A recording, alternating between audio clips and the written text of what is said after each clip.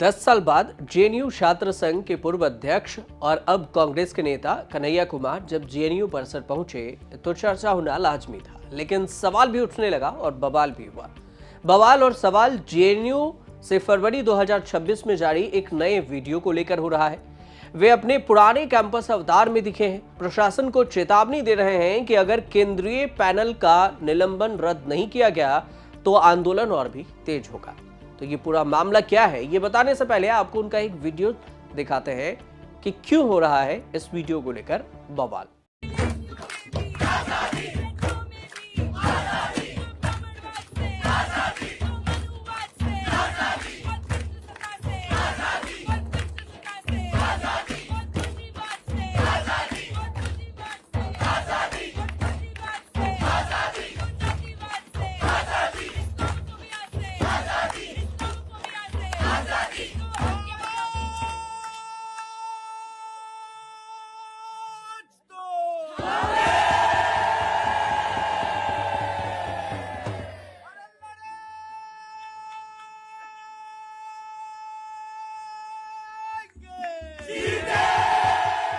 UGC के नए नियम को लेकर देश भर में वैसे विवाद है। पहले सवर्ण समाज के लोगों ने कहा कि यह हमारे साथ नाइंसाफी है और मामला पहुंचा सुप्रीम कोर्ट, तो सुप्रीम कोर्ट ने अगले सुनवाई तक रोक लगा दी। और अब यूजीसी पर रोक लगने के बाद यूजीसी के समर्थन में कभी जेएनयू में प्रदर्शन हो रहा है तो कभी दिल्ली विश्वविद्यालय में बवाल। और इसी बीच में जेएनयू से जो वीडियो सामने आया, इसमें यूनिवर्सिटी के पूर्व छात्र कांग्रेस के नेता कन्हैया कुमार अपने पुराने अंदाज में दिख रहे हैं। अब दरअसल इस वीडियो में वह डफली बजा रहे हैं और बाकी छात्र जोर जोर से नारेबाजी कर रहे हैं। मनुवाद पे नारेबाजी हो रही है, ब्राह्मणवाद के खिलाफ नारेबाजी हो रही है। तो इस नारेबाजी को भी पहले आप एक बार फिर से देखिए।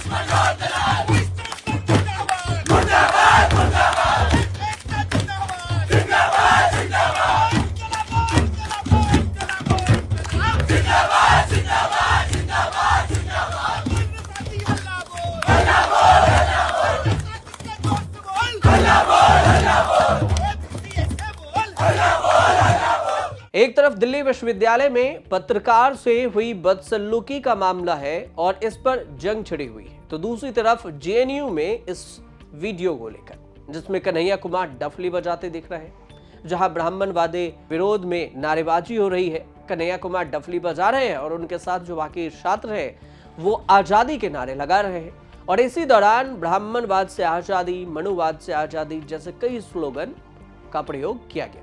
जेएनयू एसयू के अध्यक्ष अदिति मिश्रा भी ब्राह्मण विरोधी नारेबाजी में शामिल हैं। जेएनयू परिसर में 9 फरवरी 2016 को कथित तौर पर देश विरोधी नारे लगाए गए थे, तब कन्हैया कुमार चर्चा में आए। वीडियो सामने आया। पुलिस ने इस मामले में कन्हैया, उमर खालिद और अनिबर्न भट्टाचार्य समेत 9 लोगों के खिलाफ एफआईआर दर्ज की थी। मुकदमा चला। 20 फरवरी को सरकार से परमिशन मिले कि केस दर्ज किया जाए। जेएनयू एसयू के होने के नाते कन्हैया कुमार को 12 फरवरी 2016 को सेडिशन के आरोप में गिरफ्तार किया गया। बाद में जांच में पता चला कि वीडियो के जो साक्ष्य हैं उसके साथ छेड़छाड़ की गई। दिल्ली सरकार के मजिस्ट्रेट में के सामने जब जांच हुई तो कन्हैया के खिलाफ नारेबाजी के सीधे सबूत नहीं मिले और इसके बाद दिल्ली पुलिस ने 2019 में चार्जशीट दाखिल की, जिस पर 2021 में कोर्ट ने संज्ञान लिया, ट्रायल शुरू किया गया। लेकिन अब वो एक मामला अलग रहा जब चर्चा में आए थे कन्हैया कुमार। अब एक बार फिर से डफली वाले वीडियो से चर्चा में आ गए हैं। 13 फरवरी को दिल्ली विश्वविद्यालय के जो आर्ट फैकल्टी में यूजीसी के नए विवाद, जो जाति आधारित भेदभाव है, उसके अगर पूरी कहानी को समझें तो राजनीतिक विवाद में अब ये बदल गया है। छात्र संगठन आयशा ने अपने कार्यकर्ताओं को धमकियां मिलने का आरोप लगाया तो एक यूट्यूबर महिला ने छेड़छाड़ और मारपीट का दावा कर दिया। पुलिस ने 14 फरवरी को दोनों तरफ से एफआईआर दर्ज कर ली और पुलिस के मुताबिक दोनों पक्षों से शिकायतें मिली। घटनाक्रम की पुष्टि के लिए सीसीटीवी फुटेज खंगाली जा रही है और यह भी कहा जा रहा है कि जरूरत पड़ी तो मेडिकल जांच भी करवाए जाएंगे। अब अधिकारियों के अनुसार बीएनएस के जो धारा 14 है, 115(2) है, 126(2) है, इसके तहत एफआईआर दर्ज की गई। इन धाराओं में महिला की मर्यादा भंग करने की नीयत से हमला करना, चोट पहुंचाना, गलत तरीके से रोकना और गलत इरादे जैसे कई जो अपराध है वो शामिल है। मामला यहीं पर नहीं रुकता। रिपोर्टिंग के लिए पहुंची महिला पत्रकार रुचि तिवारी पर एक कथित रूप से भीड़ ने हमला कर दिया। पत्रकार का यह कहना है कि उन्हें उनकी जाति के आधार पर निशाना बनाया गया और ये पूरी घटना उस वक्त हुई जब विश्वविद्यालय में यूजीसी के समर्थन में विरोध प्रदर्शन हो रहा था। इस मामले के सामने आने के बाद न केवल पत्रकारों की सुरक्षा बल्कि अभिव्यक्ति की स्वतंत्रता और विश्वविद्यालय परिसरों में कानून व्यवस्था को लेकर भी गंभीर चिंताएं खड़ी हो गई। सवाल भी उठने लगे। क्या गलती थी मेरी? मैंने एक सवाल कर दिया कि यूजीसी का फुल फॉर्म बता दो, यूजीसी में लागू क्या कराना चाहते हो, क्यों कराना चाहते हो ये बता दो, किस लिए आना चाहिए यूजीसी ये बता दो। मैंने ये सवाल किया, मुझे मेरा जात देख के मेरे को मारा गया कि अपनी जाति बताओ, उसके बाद तुम्हें जवाब देंगे। कान में मेरे बोला जाता है, लड़कियां बोलती हैं, रेप थ्रेट्स मिलते हैं मेरे को कि तू चल, तेरा परेड निकालेंगे आज क्योंकि तू ब्राह्मण है, आज पकड़ी गई। अब आयशा की बात करें तो आयशा ने आधिकारिक बयान भी जारी किया और कहा कि आंदोलन के दौरान कुछ लोगों ने माहौल बिगाड़ने की कोशिश की। संगठन का आरोप है कि यूट्यूबर महिला पहले से विवादित छवि की है और उन्होंने एक दलित पत्रकार को परेशान किया और इसके बाद जो कार्यकर्ता है उन्होंने इसमें हस्तक्षेप किया। इसके बाद विवाद बढ़ा। कल जो हमारे साथ हुआ 2 सेकंड से बचे हैं। अभी मैं कहीं जा रही हूँ और मेरे साथ कुछ हो जाए, रुचि तिवारी लेंगी जिम्मेदारी? जो फॉल्स प्रोपेगेंडा फैला रही हैं, उस महिला का एक इतिहास है, लगातार उसकी सारी वीडियोस जाकर देखिए। क्या वो लगातार इंस्टिगेट नहीं करती है जाके सोशल जस्टिस के प्रोटेस्ट में? कल ही की बात नहीं है, कम से कम 50 ऐसी वीडियोस मिल जाएंगी। कभी जंतर मंतर, कभी जेएनयू, कभी डीयू। लगातार सोशल जस्टिस के सवाल पे जो लड़ाई हो रही है वहां पे जाके अपना प्रोपेगेंडा फैला रही हैं। तो सर बात सामने है, एक तरफा ये जो अनसर्टेनिटी है, एंजाइटी है, ये एक तरह के लोगों में है। डीयू के कुलपति प्रोफेसर योगेश ने यूनिवर्सिटी में हुए टकराव की निंदा की। उन्होंने कहा कि ये घटना बेहद ही चिंताजनक है और ऐसी घटनाएं नहीं होनी चाहिए। अब अनेकता में एकता की बात करते हैं, मिलजुल कर रहने की भी बात करने लगे, लेकिन यदि इंसान को इंसान समझना ही बंद कर दे तो किताबें पढ़ने का कोई अर्थ नहीं रह जाता। उन्होंने ये भी कहा है कि अगर हम किसी बच्चे की आंखों के बेबसी नहीं समझ पाए तो फिर हमारी शिक्षा और समझ का क्या अर्थ रह जाएगा। इस घटना पर चिंता और भी व्यक्त करना जरूरी है। ये डीयू प्रोफेसर की तरफ से और जो कुलपति हैं उनके तरफ से बयान था। हालांकि ये पहली बार नहीं है जब यूजीसी को लेकर विवाद हुआ। इससे पहले कई बार यूजीसी के कानून को लेकर विवाद हुआ और यूजीसी विवादों में रहा। अगर इसमें देखेंगे तो कई ऐसे घटना है जो सुप्रीम कोर्ट में भी पहुंचा।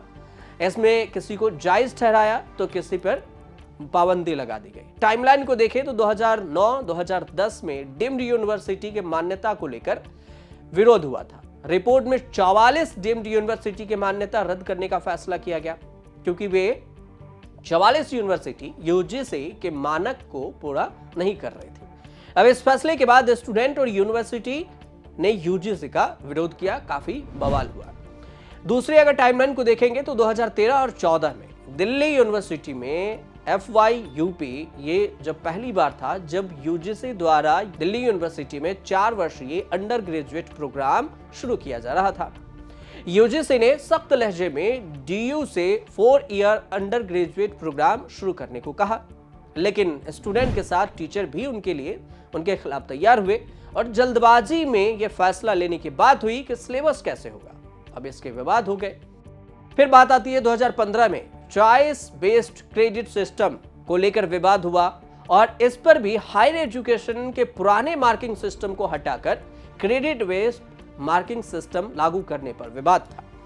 2016 के कैंपस में जाति आधारित भेदभाव पर विवाद हुआ। रोहित वेमुला कांड आपको याद होगा, इनके प्रोफाइल थे और इनके साथ जाति आधारित भेदभाव हुआ, जिसकी वजह से इन्होंने जान दे दी। और इसके बाद चर्चा हुआ, विवाद भी है, केस भी हुआ। इसके बाद विवाद अगली बार देखें तो 2018 में हुआ। 60 यूनिवर्सिटी को खुली छूट दी और फिर 2018 में यूजीसी ने 60 यूनिवर्सिटी को जब ग्रेडेड ऑटोनॉमी यानी ज्यादा आजादी दे दी, तो उन यूनिवर्सिटी को कोर्स डिजाइन करने और फीस आदि तय करने की छूट दी गई थी। और इसके लिए भी प्राइवेटाइजेशन को बढ़ावा देने का आरोप लगा और मामला संसद तक पहुंचा। बाद में ऑटोनॉमी बनी और फिर यूजीसी की यूनिवर्सिटी पर निगरानी बढ़ा दी गई। 2020 में कोविड के दौरान एग्जाम लेने की वजह से भी विवाद हुआ था। 2022 में CUET में गड़बड़ी को लेकर विवाद हुआ।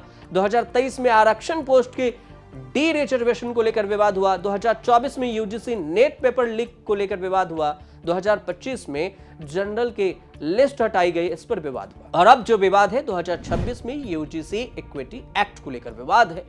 हालांकि यह भी विवाद सुप्रीम कोर्ट में है। सुप्रीम कोर्ट इस कानून पर रोक लगा रखी है। अगली सुनवाई 19 मार्च को होनी है, उसके बाद पता चलेगा कि इस पर सुप्रीम कोर्ट का क्या कुछ रुख सामने आता है। लेकिन विवाद यूनिवर्सिटी घूम रहा है।